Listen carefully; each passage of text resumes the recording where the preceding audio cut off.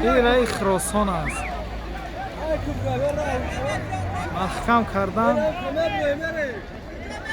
در این نوار ویدیو که صبح 17 می بر رادیوی آزادی دسترس شده است، مؤلف اطلاع می‌دهد که ساکنان دهات آفت زده ناحیه خراسان کیلومتر 15 شاهراه دوشنبه باختر را بسته طلب دارند که کسی به دادشان رسد.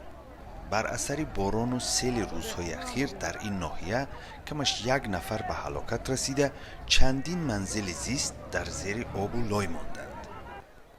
و در اینجا شما را بار دیگر به تماشای گزارشی دعوت می کنم که همکارمان آرزوی کریم 15 می در دهه حلقجر ناحیه خراسان تهیه کرده است. تقدیم از عبدالله اشورف.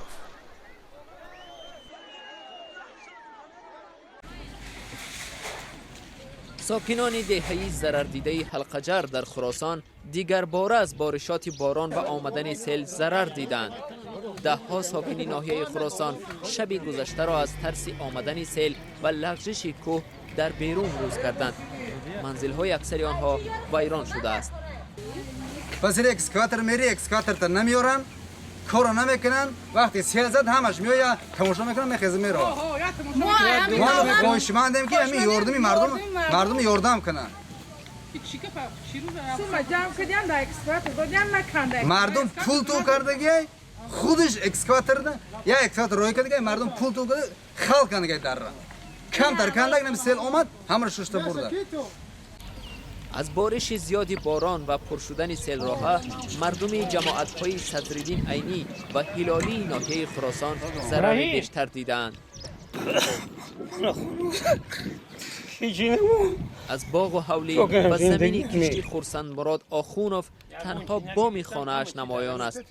حکومت طلب میکنیم که اگون گربای بوشه یوردن. این خونه من نظر یگون چیز دیگه نمونده. بزرگا گرفته رفتن نه خودمون این حوالیمون دیده استیم. نه میخیل استودیم جای خوب یگون چی نیست.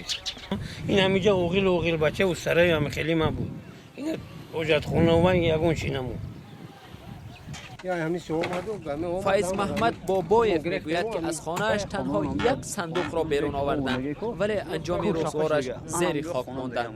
ساعت 5:30 زد سیل اومد همین خاک کشید. همه را لغت هم خودمون گرفتیم و همجور همه را چی کنیم. من یگم چی از خونه تو ماند یا نه؟ نه یگم چی نگرفتیم یگم چی همش تگمیده. مقامات کمیته حالتهای فوق‌العاده در ناحیه خراسان میگویند در این دو جماعت حدود 10 خانه کاملا خراب شده. ضرر پوره آفتی طبیعی را حالا معلوم نکردند. این زمان برطرف کنی حادثه حالت فوق‌العاده رفته شده از طرف ریاست کمیته حالت فوق‌العاده خدمتچیان حربی ریاست کمیته حالت فوق‌العاده هم دو فدراسیون در ولایت ختلان این زمان تنها کار برطرف کنی رفته شده است. ساکنان میگویند که خانه‌های زیاد صدمه‌وی شدند و در آنها امکان زندگی دیگر نیست. با گفته ساکنان در دو جماعت زیاده از 50 چاروای مردم نیست شده، چند ماشین زیر خاک مانده است. در ناحیه خراسان همه ساله آمدن سیل ثبت می شود. در دهه حلقجر ناحیه بهار امسال نیز سیل آمد که 1.3 میلیون سامانی ضرر رساند.